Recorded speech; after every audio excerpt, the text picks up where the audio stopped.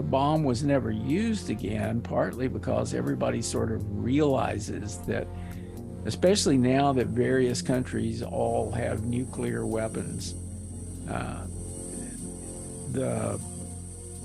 what do they call it?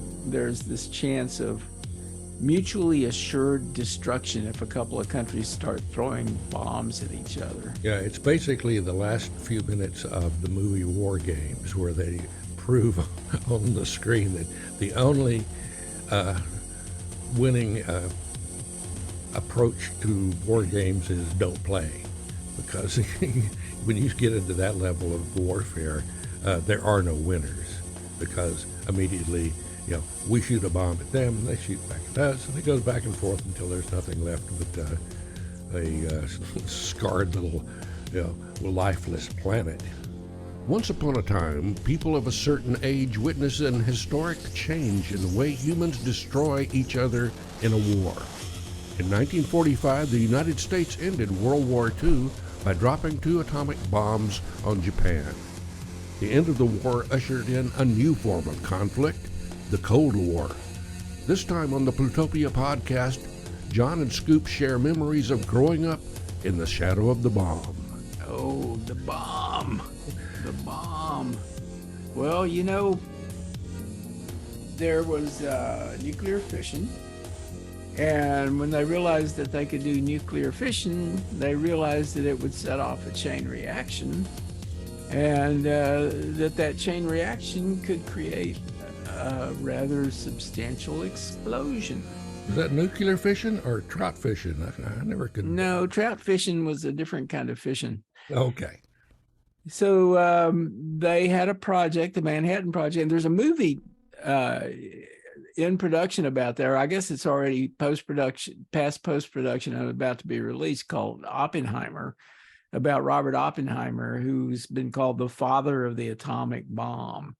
He's also the victim of the atomic bomb. They kind of screwed up his career after he thought it was not that great an idea. Yeah, and I think that that's kind of the subject. Oh, the bomb. The bomb. Well, there was nuclear fission. And when they realized that they could do nuclear fission, they realized that it would set off a chain reaction. And that chain reaction could create a rather substantial explosion. Was that nuclear fishing or trout fishing? I never could. No, trout fishing was a different kind of fishing. Okay. So they had a project, the Manhattan Project, and there's a movie in production about there. I guess it's already past post-production and about to be released, called Oppenheimer, about Robert Oppenheimer, who's been called the father of the atomic bomb. He's also the victim of the atomic bomb. They kind of screwed up his career after he thought it was not that great an idea. Yeah, and I think that that's kind of the subject of the movie.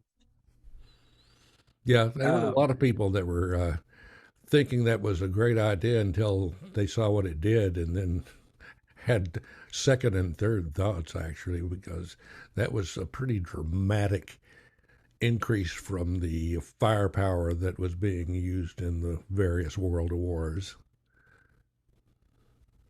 I think this movie with Cillian Murphy as Robert Oppenheimer just kind of follows his life and his career, and I'm sure it includes all of that. It's a film by Christopher Nolan, and if you know Christopher Nolan's work, you know that this is going to be a pretty interesting film. But the bomb. So we were talking about the bomb. We had the picture of a little boy up.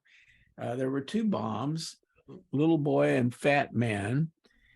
And these bombs were developed toward the end of World War II.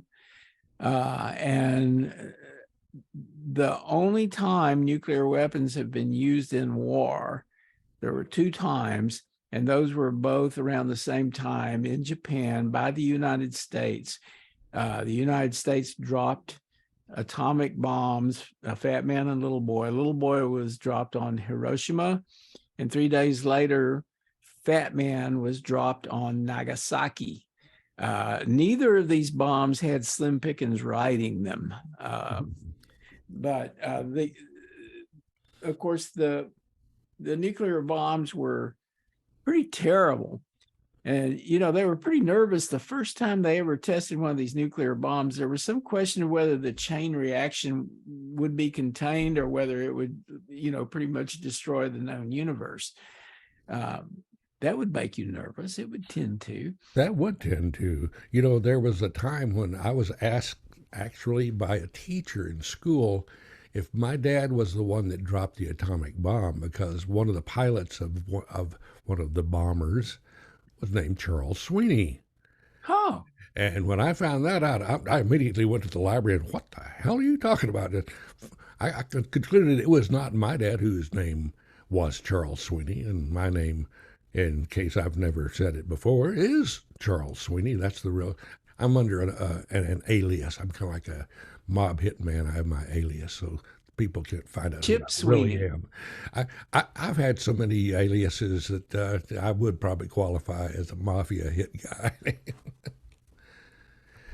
It would have been kind of interesting to be in the vicinity of the Trinity test in New Mexico and see that thing go off.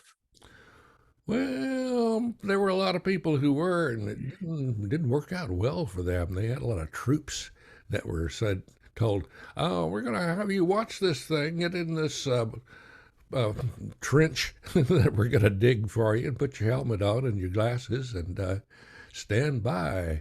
And they were pretty close to the explosion, and a lot of them ended up with severe medical problems, including various cancers. And that was one of those situations where the general staff said, "Oops, sorry." John Wayne appeared in a film, and I'm trying to remember the name of the film, but it was shot in that area. It was, maybe I can find this film. It was shot not far from there and not long after those tests were conducted. And of course, famously, John Wayne died of cancer. And I think some people believe that he was exposed to some level of radiation and that caused his cancer.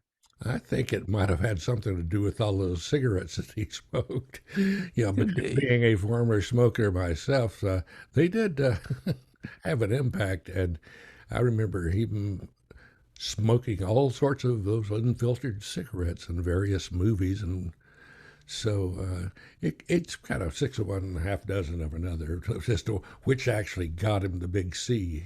There you go. But, there is some question of how much collateral damage there was from these above ground nuclear tests. Of course, they did them out in the middle of the desert, so there weren't that many people around. Yeah. Well, if you look at the studies of the wind patterns from the Trinity site across Texas, guess where it just went right over? I'll let you guess, and you've been there, you lived there. Big Spring. And I've lost count of the number of people I knew in that town that came up with various kinds of cancers. Well, how were we spared? It's the luck of the draw, I think, or the genetics. I don't know. But, my mom ended up with various kinds of cancer. My dad died of liver cancer. And, a lot of the people I grew up with had various cancers. And we used to go out and play in that dirt. And that dirt, a lot of it may have come from the Trinity bomb site by way of the prevailing winds that go from. Oh, Lord. Yeah, dusters. Dusters probably blew them in. Yep. Well, so it's kind of interesting to think about this whole bomb thing. I mean, the nuclear age, the nuclear era started there right at the end of World War II when those bombs were dropped. And,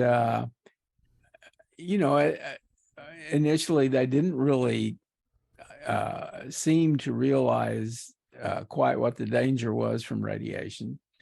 And there was there was some debate about dropping those bombs, and there's been ongoing debates about the morality of having dropped those bombs. Of course, there are non-nuclear bombs that are pretty bad also. The whole morality of war is, of course, questionable. But this was a use of nuclear technology that was troubling. And the bomb was never used again, partly because everybody sort of realizes that, especially now that various countries all have nuclear weapons, the what do they call it? There's this chance of mutually assured destruction if a couple of countries start throwing bombs at each other. Yeah, it's basically the last few minutes of the movie War Games where they prove on the screen that the only winning approach to war games is don't play. Because when you get into that level of warfare, there are no winners. Because immediately, we shoot a bomb at them and they shoot back at us, and it goes back and forth until there's nothing left but a scarred little, lifeless planet.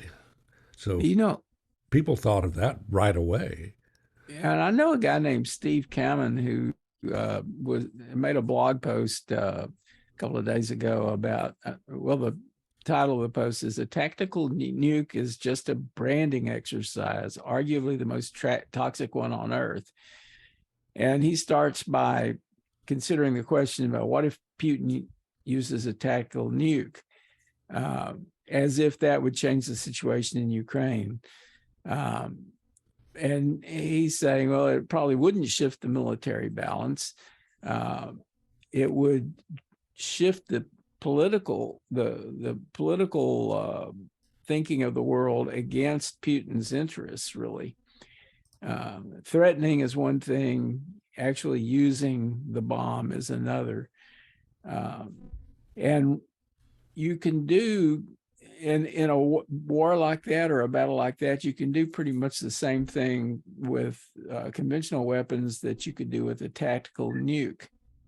So the whole thing, what this discussion of nuclear weapons is about, especially as Putin kind of subtly implies that he might use a nuclear weapon, that's really, as he says, a branding exercise. It's basically a way to incite fear, and to give people concern that he would actually go through with this. But it's very unlikely that he would. It would totally backfire if he did. Well, it might be unlikely, but so far in his handling of the Ukraine war, he doesn't seem to have any limits on what he's willing to do to reach his goal. If something gets in the way of his plans, he tends to just take the most extreme way he can possibly think of. And the end result, of course, is a lot of people getting killed, maimed, and a lot of places destroyed. But I think if he was going to use a nuke, he would have used it by now. Yeah, but the one thing that always troubled me about the whole nuclear scare, it was this thing. Oh yeah. And I think we both went through those drills, the duck and cover, crawl under your desk, because I felt so much safer under my desk. That flammable wooden top always made me feel really secure and safe. I think I probably got some chewing gum in my hair while I was down there. Yeah, but that was a common theme throughout my early years. Was someone was always reminding you there were civil defense drills. There were duck and cover drills at school. You couldn't go onto the evening news without there being some story about something horrendous. So it was a pretty stressful time to just be around. But we all knew that if there was any kind of nuclear exchange, we were screwed, Oh yeah. right? Well, particularly where we grew up next to an Air Force base that had a fighter squadron there, and they were one of the first ones scrambled during the Cuban Missile Crisis. And guess who would be on the receiving end of those Cuban Russian missiles if they actually had to use them? It would be us. So there'd be no, there would be no going to shelter. In fact, I don't know if you remember, there was a bomb shelter in our hometown, Big Spring, Texas, in front of the main fire station. Well, my uncle had a bomb shelter in his backyard. Yeah, and basically, they were sold as bomb shelters, but they were basically tornado shelters. They were the same ones you could get to dodge the tornadoes, because we actually went and tried to get the local fire department to let the Boy Scouts go in and live in it and show how it worked, and they kind of took us aside and said, you wouldn't be able to live in this thing. This is just for demonstration purposes. You would not live in this thing for very long. And we're like, oh, that's scary. So we have no place to seek shelter. And for an atomic bomb, there really is no shelter. You remember Panic in Year Zero? I remember that I don't remember what I had for breakfast, actually. So refresh me. Oh, well, it was a pretty interesting movie. It was it was about nuclear holocaust, or it was actually a post-nuclear film. There were a lot of those. Mm-hmm. So it was just kind of a black and white film. Ray Milland was the star of the film. I'm sure you remember Ray Milland. Mm-hmm. The man with X-ray eyes. So Ray Milland acted in the movie and was also the director of the movie. And it had a score by Les Baxter, one of our favorites. We played him on our music show. And it also had, among other things, Frankie Avalon as his son in the movie. And it's about a couple and their kids who are on their way to a camping trip in Sierra Nevada wilderness, and along the way they notice there's this bright light, and they kind of look and see that there's a mushroom cloud over Los Angeles, and they try to head back, but everybody's panicking and they can't go back. And the whole thing from there is about their like survival trajectory after the bomb has fallen, Well, the one that really scared the living crap out of me was On the Beach. And that was not one of those happy ending films where everybody shows up alive and it's all going to get better. It's one of those end of the world things where it ends with you're on the beach and there is no one left. And it's dealing with people who are on a nuclear submarine. Basically centers around Australia, if I remember correctly. And it was well done, and it was. I didn't sleep for quite a few nights after seeing that film, because it was, pretty dire impact on an impressionable young mind. Well, it was a well done movie. It was directed by Stanley Kramer. Oh yeah, absolutely well done. And it was based on a fairly popular novel about what happened. It had Gregory Peck in it, Mm-hmm. and Ava Gardner. I remember seeing that movie. I didn't take these movies completely seriously. Maybe I should have. And I'm sure you remember the Cuban Missile Crisis. Oh, do I ever? So when the Cuban Missile Crisis was kind of at its hottest, I recall being in my junior high science class, and the teacher of that class, a woman named Ms. Brokaw, had a husband who was an Air Force pilot. Of course, we had an Air Force base in Big Spring, as you well know. And her husband and actually all the pilots at Webb Air Force Base were being scrambled and sent to Florida. And she was terrified. And I was pretty glib about it. I just didn't buy it. I didn't believe that there would, ultimately be a nuclear war out of that thing. And I was right, but I was also stupid. I was kind of being, of course, I was just a kid, but I was kind of, I guess, optimistic. I always believed that they wouldn't really go through with it. Yeah, it was. It came pretty close, though. I mean, that was brinksmanship at its best and worst of having the Russian ships that were carrying the ballistic missiles to Cuba. They already had installed some, and this was a new shipment. And the U.S. had established a blockade, and these ships loaded with missiles were saying they're not going to turn back. And President Kennedy would say, "Well, if you don't, we'll sink your ships." And of course, that would be an act of war. And there's no way anybody comes out better after something like that.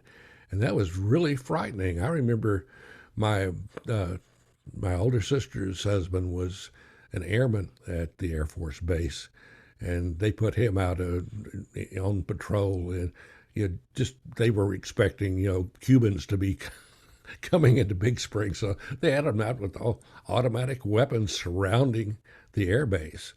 And we thought that was kind of weird. That's pretty serious when suddenly you got a bunch of people out there with serious weaponry looking outward and thinking somebody's coming into the airbase. Of course, that's just the natural way they respond to that kind of situation. But to a kid, it's pretty scary. You remember how it was resolved? Yeah, basically just by negotiations with Khrushchev and Kennedy.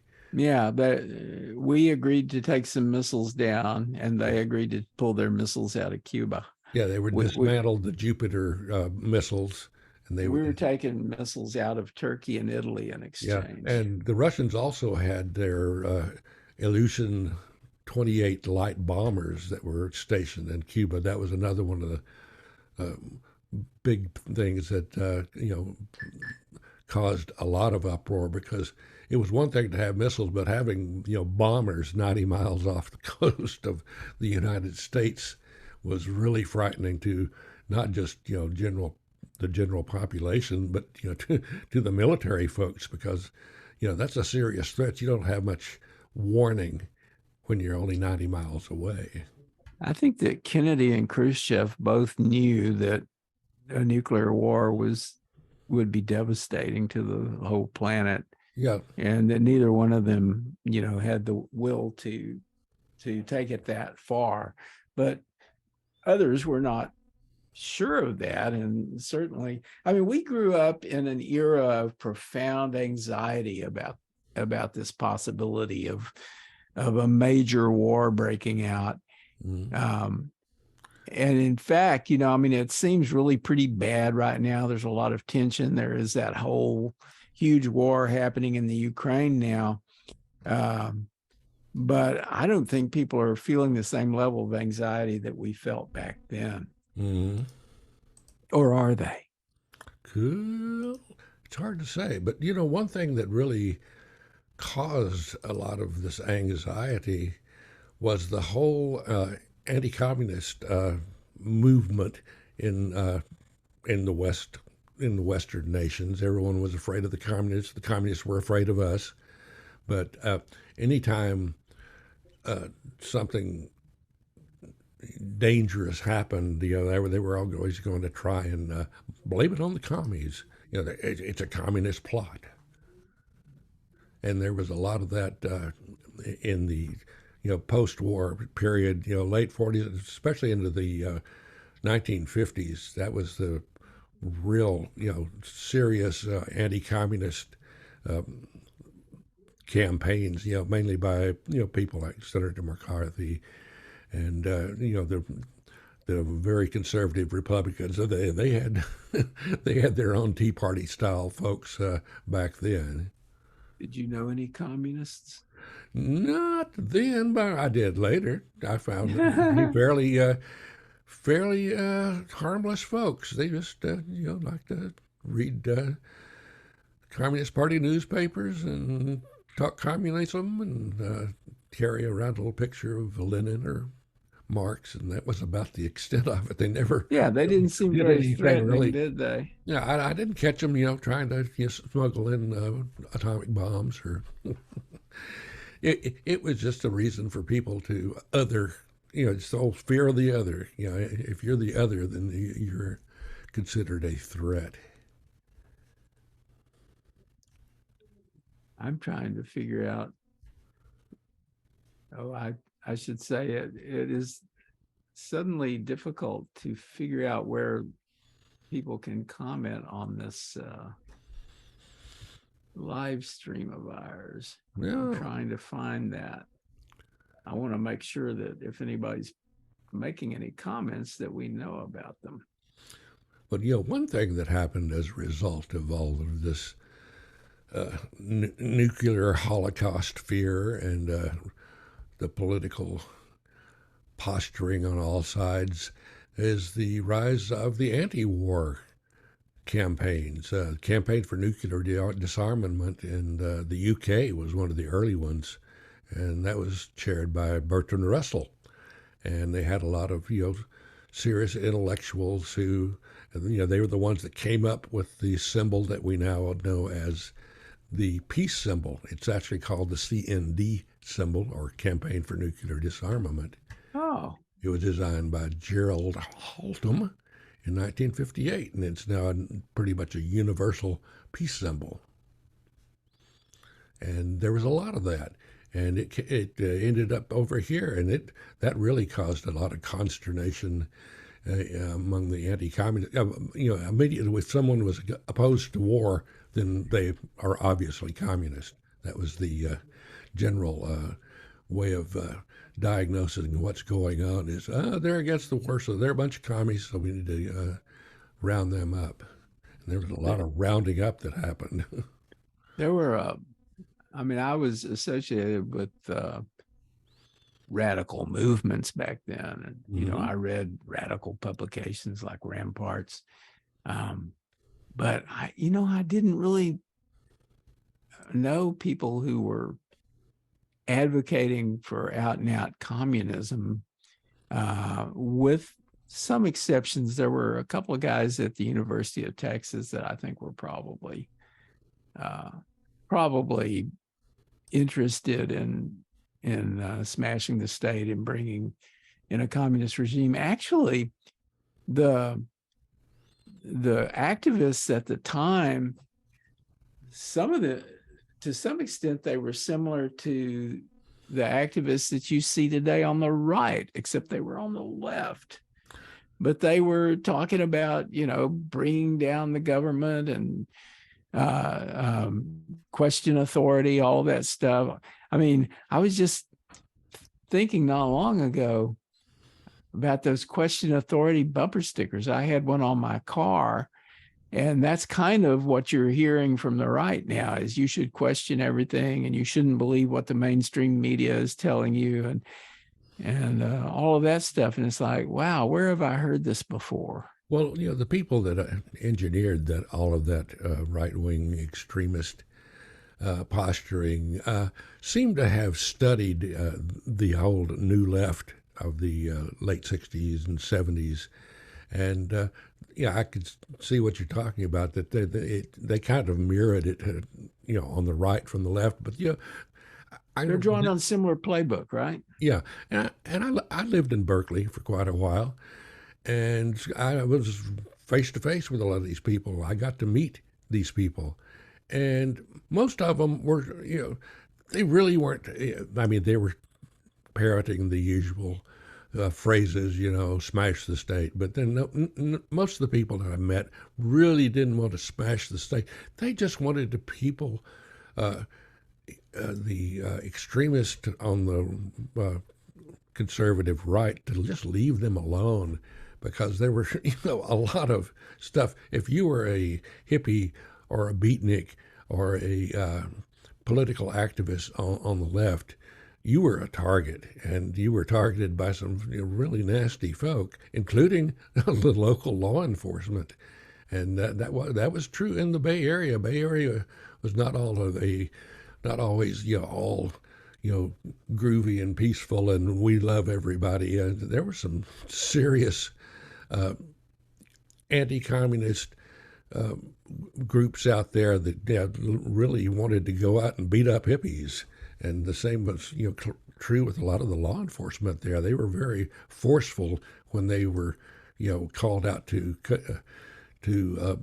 keep the peace, so to speak, at a anti-war demonstration. I was at a number of them, and it got pretty nasty. When people are singing "Give Peace a Chance" and they're being responded with billy clubs and tear gas, and for no obvious reason. Yeah, I guess one difference now from then is that the police are not necessarily as likely to have their hearts in like taking down the protesters, because you find that many of the police are sympathetic to the right-wing cause for whatever reason. I mean, I don't, in my mind, I don't think that because you're a member of a police force that means you're automatically going to be sympathetic with the right wing. But they do seem to have a lot of police who are on board with them. Yeah, and that's not unusual, especially in the Deep South. That's fairly common, and the right wing militias and ultra conservative organizations actually make an effort to infiltrate, if you will, these law enforcement agencies.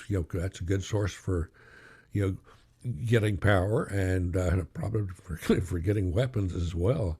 And that's been uncovered a number of times in various law enforcement agencies, even here in Texas, even here in Central Texas. People that were involved with the January 6th insurrection. Those folks were, some of those were law enforcement people that were on their vacations. What a way to spend your vacation. Oh yeah, that's just gangs of fun. Yeah, I don't think I would want to do that. Oh, look at that.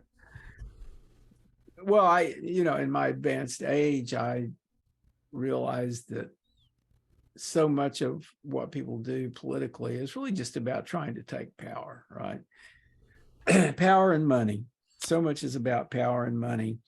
And I believe that what most ordinary people who are not after an excessive amount of either one, power or money, what they really basically want is to feel safe, to be able to raise their families, with relative safety, to know that they've got a job to go to, or to know that they, can put food on the table, can have a roof over their head.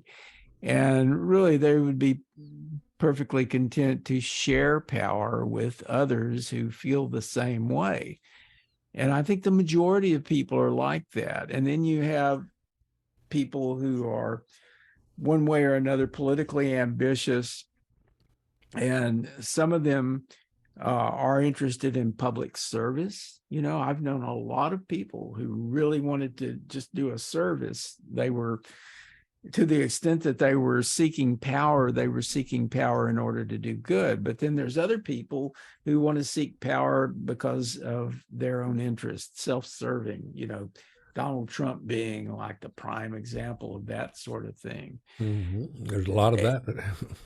And it's all very confused now, and it's made worse by the media and by social media, and certainly by political actors who are driving division and creating emotional responses in people that might not otherwise be there. And you'll have people that, whereas you talk to them and it's just fine unless politics comes up, and then suddenly there's this Yeah, division. the whole thing of politics. It used to be something that was covered, fairly normally, if you will, on in the media back when the media was only like three networks and a bunch of newspapers, and they were fairly conservative, but they were also not really into being extreme in either direction because that kind of impacts their ability to sell newspapers and sell advertising. And with the expansion of mass media, with the birth of cable TV and expanding of networks, and then social media, the internet comes along, and suddenly anybody can be a media darling. And we see what people like Fox News can do to the political discourse. They can attack anyone and get away with it. Where there was a time where that was considered an un-American thing to do, to go out and do character assassination based on very loose or made up facts. And generally they were called to question on that, but now no one does. On either the left or the right or the center, people just kind of throw shit out and see what sticks and hope Yeah, it's hope it accepted form advances of their cause. discourse. Yeah, and it's just there really is no normal discourse anymore. It's all got to be extreme if it wants to be noticed. I want to be a media darling. Well, darling, be a media. Go ahead on.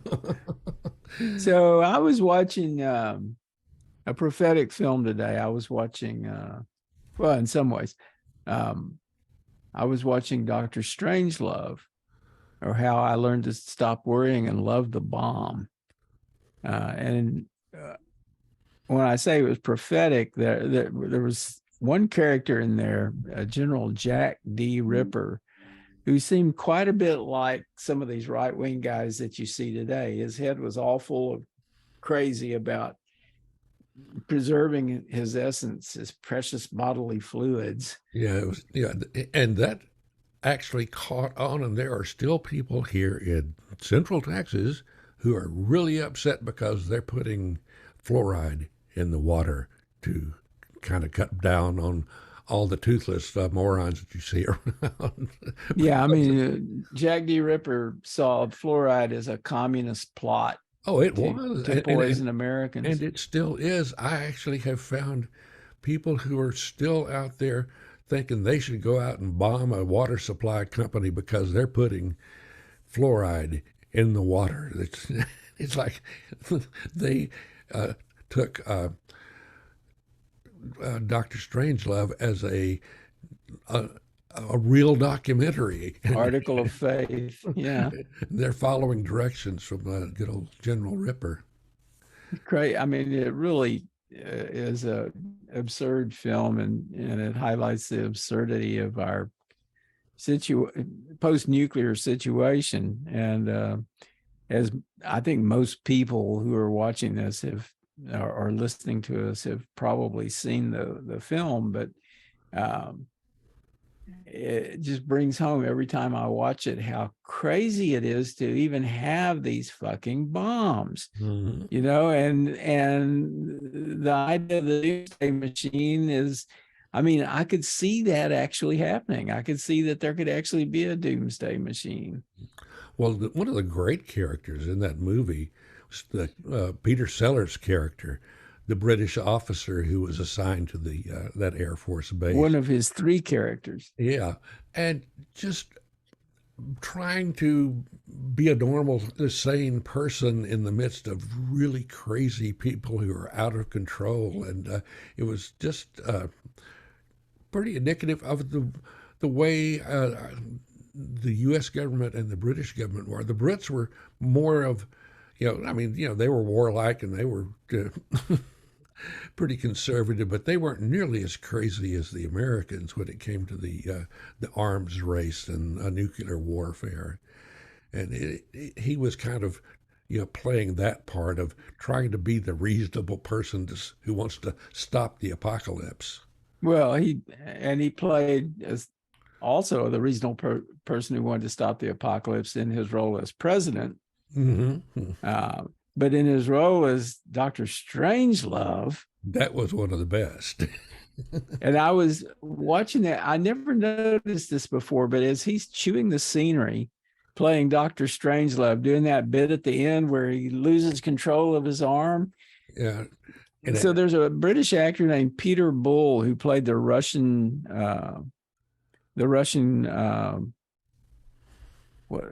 ambassador.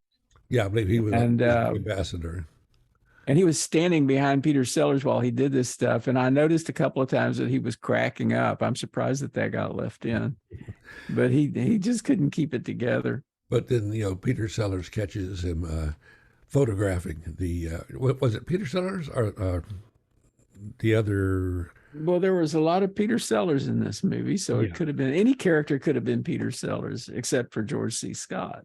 Yeah. Yeah. And he was, the Russian was caught, taking pictures, I believe, in the war room, and they start fighting. And there's a great quote of, "We'll have no fighting in the war room." And it's like, yeah, okie dokie. You can't fight in here. This is the war room. But that movie just worked on so many levels. Of course, there was the the climax with Slim Pickens riding the atomic bomb out of waving his cowboy hat with a big yeehaw. All the Texans in the movie theaters would yeehaw until they realized what this was all about. And they, that's right, it's the end of the world. And what's great is the song, the ending song, "We'll Meet Again." And don't know where, don't know when. And the Byrds did a great version of that pretty much captured the feeling of that. Theirs was a little more psychedelic, but I always loved that song. Oh, that's interesting. They did do that song. An interesting thing, the Byrds have another Stanley Kubrick connection. Do you recall that the Byrds recorded a song called Space Odyssey that was on the Notorious Byrd Brothers album? Oh. And it was based on early discussion about 2001. When 2001 was first announced, I recall reading about it. And at the time, what eventually became the kind of big black slab was, it was going to be a pyramid. So the first things that you heard about 2001 was about how they discovered this pyramid on the moon, but eventually the pyramid was not as practical to do. And when they finally had to actually sit down and design the thing, they came up with this big black thing instead. But the Byrds song talks about the pyramid, finding a pyramid. Yeah, they didn't want to piss off the Egyptians, so they had to lose the pyramid. There was actually, I read a book about the making of 2001, and there was an explanation, which I now can't recall, of the problem of using a pyramid in that sequence, and how they ultimately decided that it wasn't going to work and that they had to do this other thing. But it wasn't a bomb. There weren't any bombs in 2001. No, it was more frightening actually when you got into it. It was frightening and yet hopeful. It just kind of depends on how you took that whole space child thing at the end. If you read the book, what was supposedly happening there while the space child was hovering above the Earth was that nuclear bombs were going off on the Earth. That's my recollection. That's not the way Kubrick portrayed it. And in fact, I think that was lost in they came back with 2010 and they didn't really get back to that. But I'm pretty sure I recall that at the end of the actual book version of it, Arthur C. Clarke's book, there were bombs blowing. Yeah, well, Arthur C. Clarke, the stuff he wrote was generally uh, not softened up for to make you feel good. It was more of a, an attempt at portraying how it could possibly really be. Yeah. It's really good for, coming up with these sci-fi novels that actually had an impact, and you know, a lot of it came true in the today's world. Yeah. Yeah, some of it definitely did. He was a pretty good predictor as a science fiction writer. Science fiction usually doesn't do a very good job of predicting the future, Mm. but a few things have. There, one of his famous predictions was of space satellites. Mm-hmm.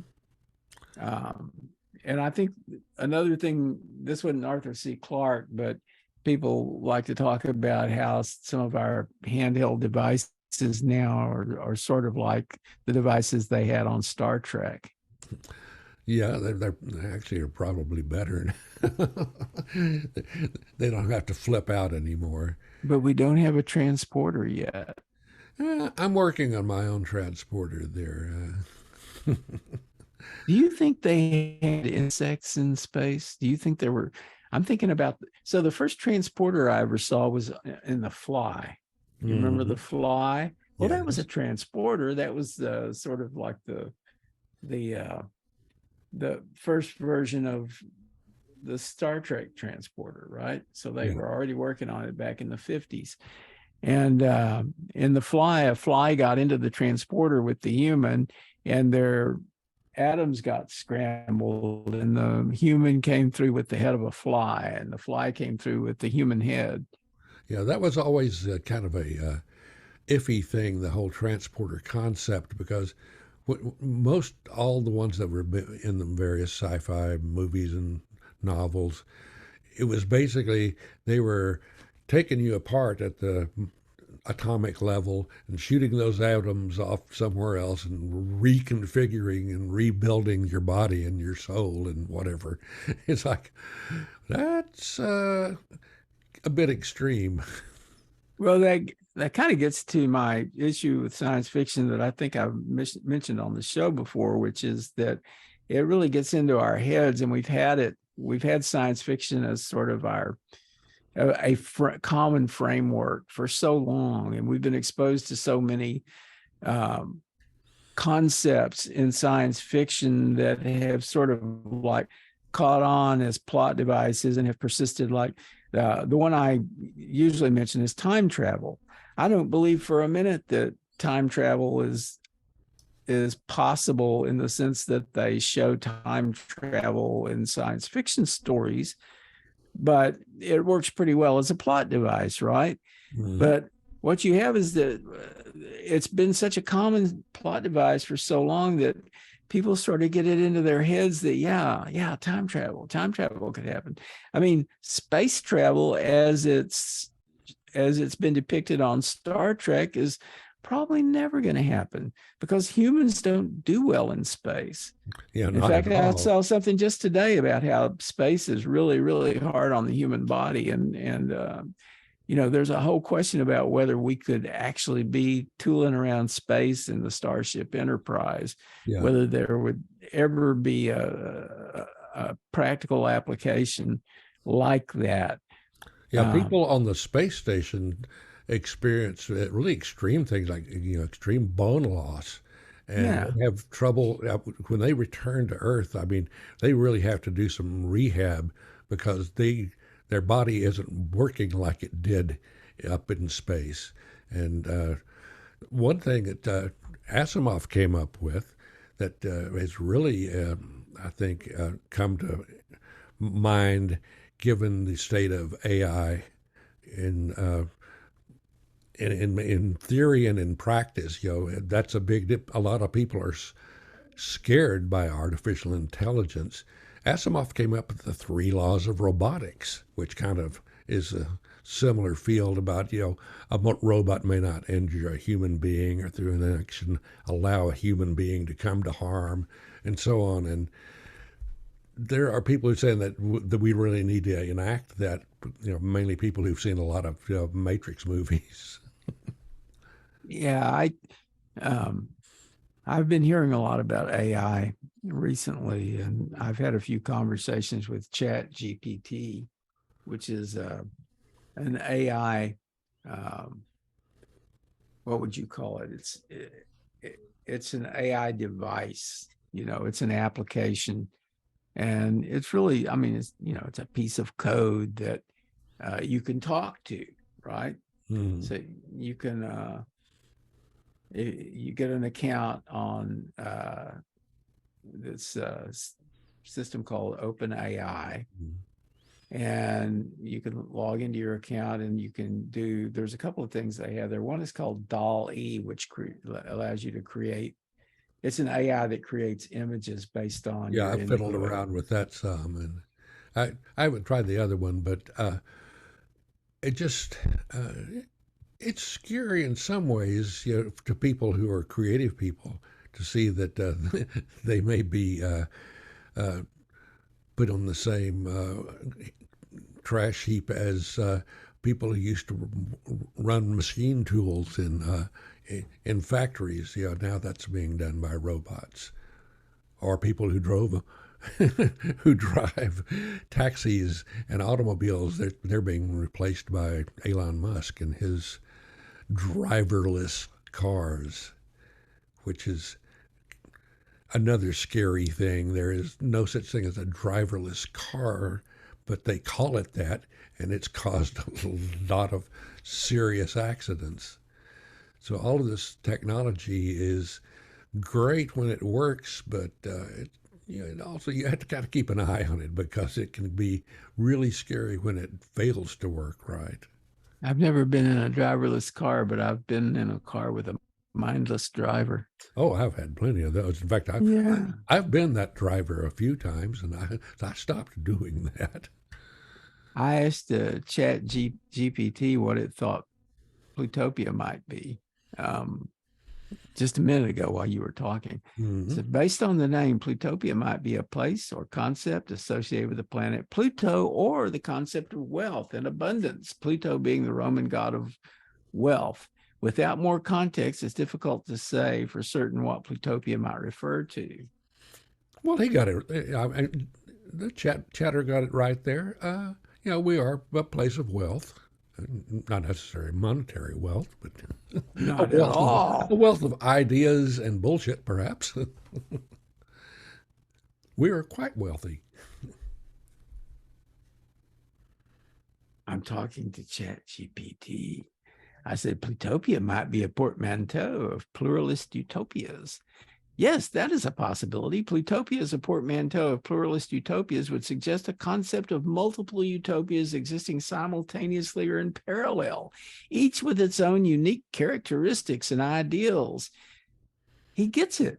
This term may be used to describe a theoretical society where different individuals or groups have their own unique visions of an ideal society which coexist harmoniously. Hot dog. Well, I have to give that one an A+. So Yeah. No shit. so there you go. I'm going to copy that one and save it for posterity. Put that up on our marquee and blame the robot. Well, it's not a robot. Wow, everything's a robot. It's an artificial intelligence. It's actually what would you call it? A machine learning system. I mean, basically what they do with one of these things is they feed a bunch of data into a system, tons and tons of data, and the system manages to respond to queries in a way, it's structured to respond to queries in a way that seems like it seems conversational. It seems like you're talking to a human, though you really aren't. I wonder if any of these have passed the Turing test. Has anyone passed the Turing test lately? I haven't taken the Turing test myself. I don't think I would pass. You can't convince me that you're a human. I see that. I think I did once hear that some AI had passed the Turing test, but I'm really not clear about that. And I'm not sure that the Turing test is the right test anyway. Well, I think it'd be great to create an AI of some sort, but and you feed it tons of data, but it's all really strange data, like all the issues of Mad Magazine and all the scripts for really obscure, strange, demented movies, and see what that kind of AI comes up with. Might be it might be funny, it might be frightening. Well, I'm reading a book right now that features a couple of AIs actually. And the book is by J.D. Lassica. It's called Firefall. And I'm hoping that JD will join us and talk about the book here. But this is a book about an AI that's been launched into space uh, with malicious intent. And there's another AI in this book that's like an assistant to somebody who can like call up this assistant, and this assistant is very conversational, very like human conversational, probably more so than an AI would really be. And I've been thinking about the speculation that you could create an AI that could manifest itself as kind of a hologram, kind of like something that you could see if you put special glasses on, which is the case in this particular book. I really don't know. I'm very skeptical about an AI being much like a human. They're just not going to be like a human. But the project is to try to make them seem as much like a human as possible, so that you will have like some level of comfort with them because their responses are familiar kind of responses. Yeah, people have made things that resemble humans. There's a lot of human-looking robots. Especially the Japanese have been really good at that, and they've even created sex robots, which have been around for a while. They were pretty basic to begin with, and apparently they've developed them into fairly realistic imitations of of the of sexual humans. But I really can't see how it would. It's not really making them human. It's like set dressing or special effects that are made to resemble a human. You can resemble a human, but I don't see how there's going to be any AI that's going to be really like a human. Well, if you're building a humanoid sort of device for sex, you'd want it to be more human-like. But really, in creating a functional robot, it really doesn't make much sense to create a robot with legs and arms and a head. You know, that's certainly not necessary for the robot to be functional. Yeah, if you were creating a, a realistic human sex robot, it would be one that may or may not have sex with you. It may think, "Nah, you're ugly. Go away." Oh, now that's human. I've got a headache. Go away. So basically, they need to build rejection into it for it to be real. If you're, yeah, or it could be, if it's a male sex robot, it could disappear and go out for a pack of cigarettes and never come back. It's realism. Realistically, we're toward the end of the show. We're down to the last 3 minutes, and we talked quite a bit about bombs. There was one other thing I was going to mention a while ago when we were talking about the Cuban Missile Crisis, Mm-hmm. and I'm wondering if you've seen it. There was a film called Matinee. Did you see Matinee? I don't think so. Matinee was a film made in 1993. I think it was directed by Joe Dante, as I recall. Yeah, Joe Dante. And it had John Goodman in it. And do you remember a film director named William Castle? Yes, yes. Okay, so William Castle liked to make movies with gimmicks. So, for instance, The House on Haunted Hill had a skeleton that would kind of float out over the audience at a strategic point in the movie. Or his movie called The Tingler had some of the seats rigged with little electric buzzers that would go off when the tingler was active.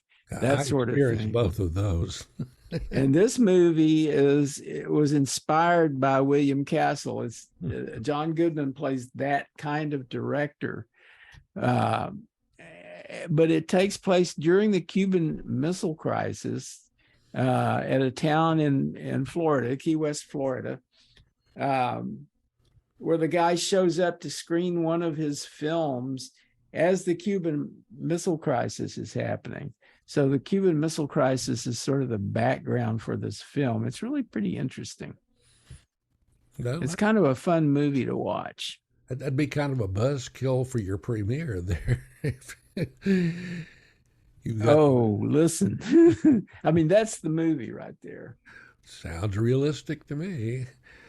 Well, John, this has been a lot of fun. I think we just clicked over to the 8 o'clock hour. Oh, did we? Yeah. I have 7:59. Oh, no, you're in a different time zone. I am in a different twilight zone. Are you time traveling, John? Not on your life. I like it right here. All righty, well, then. Here is our logo, which we flash at the end of the show. For those of you who are watching, this is a good way to know that we're at the end. And every time I bring up the logo, I lose the device that allows me to close everything out. Now, how can that possibly be that it just disappears? Just pull the plug, and then everything will go away. You can follow the Plutopia News Network at plutopia.io. On Facebook, go to @Plutopia News. On Twitter, it's @Plutopia. With John Lepkowski, I'm Scoop Sweeney. This is the Plutopia News Network, 20 minutes into the future.